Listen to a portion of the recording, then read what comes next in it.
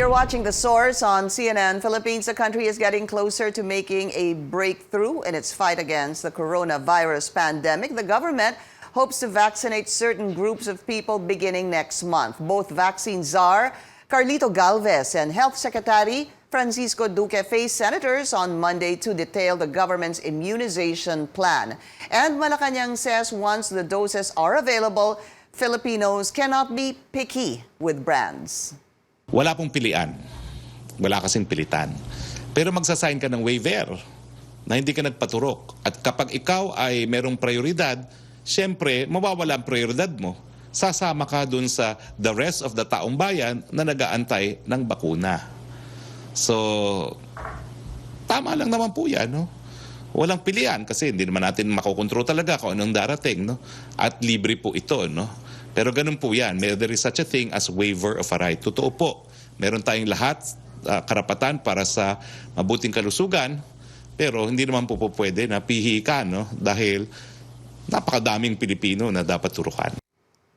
Some senators took the opportunity to hold officials accountable for allegations of dropping the ball in the supposedly earlier delivery of Pfizer vaccines this month. Critics are hitting the government for the supposed delays in procuring COVID-19 vaccines, which were rolled out last month in some countries like the UK and the US.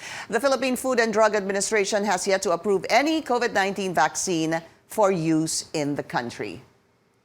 But 3 vaccine makers have already applied for emergency use authorization, or EUA. These are Pfizer, BioNTech in the US, AstraZeneca in the UK, and Gamaleya in Russia. Joyce Ilas tells us more about what happened during yesterday's Senate hearing.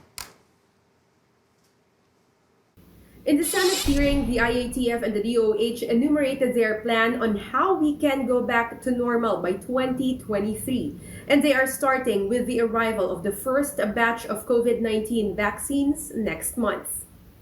Vaccine czar Carlito Galvez Jr. says the government plans to start administering the COVID-19 vaccine to priority individuals, including health workers, by the 3rd or 4th week of February. Galvez says the Pfizer and Sinovac vaccines are expected to arrive in the country next month. He adds the FDA is expected to approve the emergency use authorization of Pfizer along with AstraZeneca and Gamaleya this month. Can you at least share with us kailan yung unang rollout? Kailan yung unang bakuna? Sir, it will be on February 20. We expect that on February 20, may makikita yung na-injectionan. No, sir, this is the delivery. The expected delivery. Delivery pa lang. Ang tanong ko nga, kailan yung unang bakuna? More or less, sir, on that February 20 onwards. Both Galvez and Health Secretary Francisco Duque say under the best-case scenario, the government will be able to vaccinate 50 to 70 million Filipinos this year to attain herd immunity.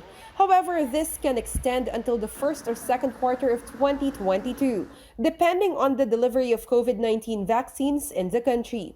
Galvez says they expect the bulk of the COVID-19 vaccines to be delivered on the 3rd and 4th quarters of 2021. Duque says the government plans to inoculate all Filipinos with a COVID-19 vaccine by 2023, or if possible, even earlier. Galvez hopes that by 2023, the lives of Filipinos will already go back to normal. He says they hope to buy a total of 148 million doses of vaccine from 7 pharmaceutical firms. 100 million doses of these are expected to arrive this year to benefit 50 to 70 million Filipinos. I am very, very happy to report to the Senate that all negotiations are very successful. And we are now on the final stages for supply agreement. But for Senator Ping Lacson, while these developments sound really good, the reality is the government is still acting very slow in procuring the vaccines. And of course, also yesterday, it was made known that the Philippines will be getting about 30 million vaccines of this Covovax. Let's go straight to the source of the story. We have Faberco Life Sciences Medical Director, Dr. Luningning Villa. Dr. Villa, welcome to the source and thank you for your time.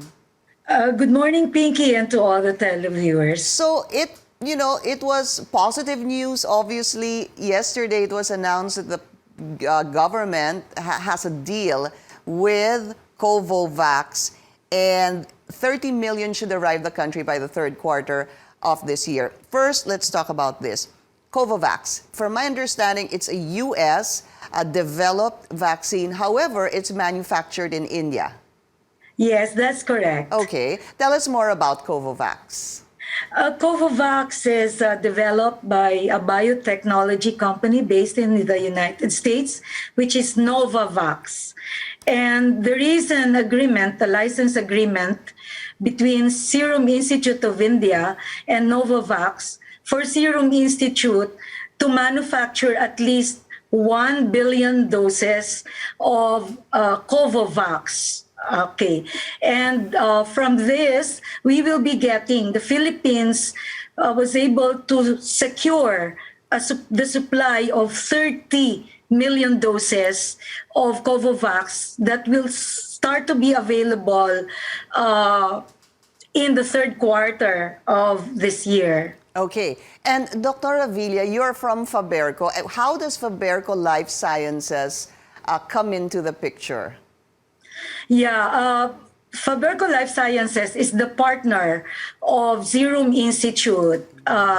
It is a representative of Serum Institute of India here in the Philippines for the distribution of Covovax. Okay. Covovax, though, not very popular at the moment. I saw you in the Laging Handa briefing yesterday, and you did say that it's on its third stage of clinical trials. There is in the US, meron po sa UK, at iba pa pong bansa. Ano po?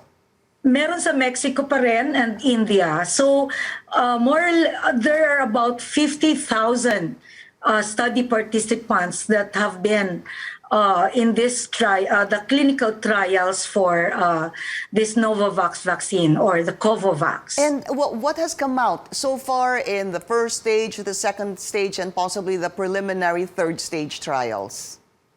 Well, the results of the initial phases of the clinical trial are very encouraging.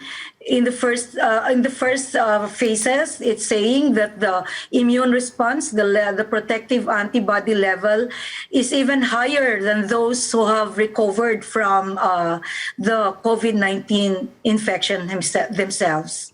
Okay, and as we mentioned a while ago, developed ito, it's US developed. I wanted to ask you, Dr. Villa, are there rather any orders from the US for Covovax? I know that you're the Philippine partner of SSI here, but would you know if even in the United States they're interested to get Covovax? Yes, but I don't know the exact numbers. In fact, Australia, as I'm aware, have also did their advanced reservations, and UK. We would be expecting that they will be getting the vaccines themselves. These countries where the product has been, where the trials are being conducted. How about the LGUs? There's so much talk now on LGUs getting vaccines, agreements with vaccines, but it's coming out that it's mostly, or if not, I think all, AstraZeneca. They have deals with AstraZeneca. Is any of the LGU also looking into the possibility of procuring Covovax?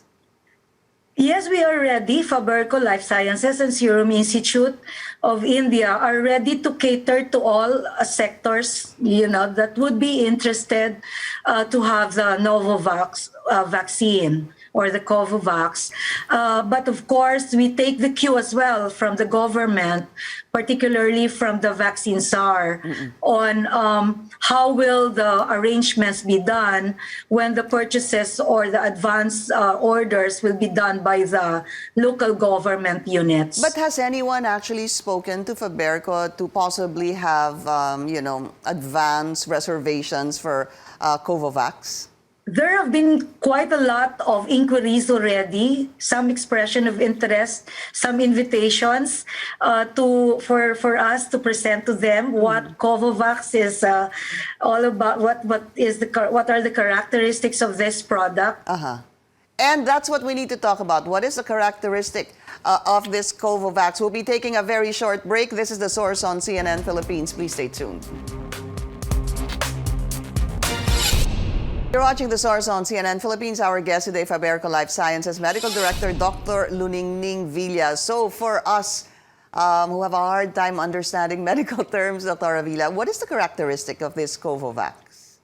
Number one, it is a spike, it is a recombinant spike protein, meaning that the genetic sequence of a spike protein is included in the vaccine. And what is also very interesting is that it has an adjuvant. It is a plant-based adjuvant that could boost the immune response of the body. And one very important characteristic as well is that it is stable at 2 to 8 degrees centigrade. That means that it is, the vaccine can be transported and stored Easily. at the regular temperatures required in our existing cold chain system. So it's not too complicated, it's not too difficult to handle, and the vaccine is stable at 2 to 8 degrees centigrade. And I heard yesterday you said that the clinical trials also included 18 to 84-year-old patients. Is that true? And even HIV? Did you say that? HIV positive That's patients correct. as Yeah, well? 18 to 84 years old are the subjects or participants being covered by the clinical trials. And it's also being tested in healthy HIV positive patients. Okay, and here's the thing. Let's look at the cost. When I was looking back at the prices of the vaccines, it seemed that Covovax was supposed to be one of the cheaper ones. How much is Covovax? So I guess here in this graph, it would be Novavax, right?